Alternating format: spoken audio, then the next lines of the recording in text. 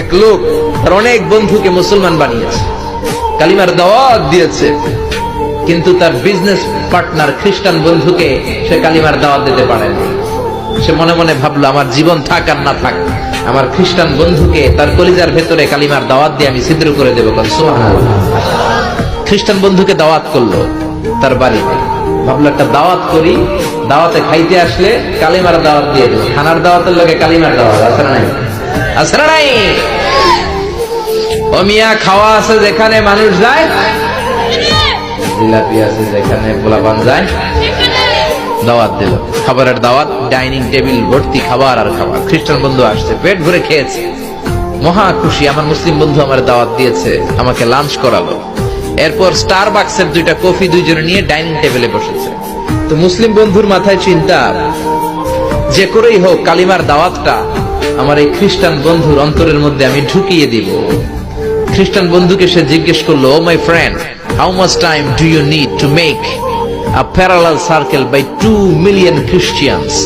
ও আমার বন্ধু, 20 লক্ষ খ্রিস্টানকে তুমি গোল গোল করে দাঁড় করাবা, তোমার কত সময় লাগবে? খ্রিস্টান বন্ধু বলে, what's the hell are you talking about?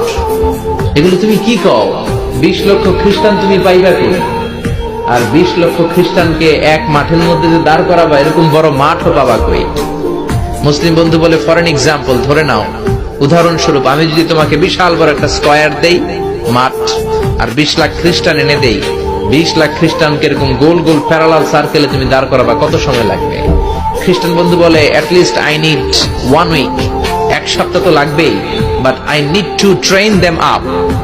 এই লোকগুলোকে আমার ট্রেন আপ করতে হবে, প্রশিক্ষণ দিতে হবে।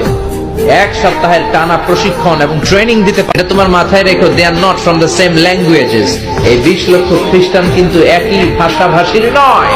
তাদের কেউ কথা বলবে ইংরেজিতে, কেউ উর্দুতে, কেউ চাইনিজ, কেউ মান্দারিন, কেউ উর্দু, কেউ হিন্দি, কেউ সিন্ধি, কেউ বাংলা, কেউ টার্কিশ, কেউ মালায়া, কেউ সুহাইলি। এক একজন এক এক ভাষায় কথা বলবে, কত সময় লাগবে? খ্রিস্টান বন্ধু বলল, দেন ইটস ভেরি টাফ, আরো কঠিন হয়ে যাবে, আই নিড 3 উইকস। কয় সপ্তাহ লাগবে? কথা বলেন, কয় সপ্তাহ? 3 সপ্তাহ লেগে যাবে। মুসলিম বন্ধু বলল, কিপ ইন ইউর মাইন্ড, এটা তোমার মাথায় রেখো, they are not from the same ages. এই সবগুলো 20 লক্ষ খ্রিস্টান একই বয়সের নয়, একই লিঙ্গের নয়, কেউ পুরুষ, কেউ নারী, কেউ ছোট্ট বাচ্চা, কেউ যুবক, কেউ যুবতী, আবাল বৃদ্ধ বনিতা, বিভিন্ন বয়সের লোক হবে। তোমার কত সময় লাগবে? খ্রিস্টান বন্ধুকে, তাহলে কিয়ামত পর্যন্ত আমি পারতাম না, আই হাইতাম না।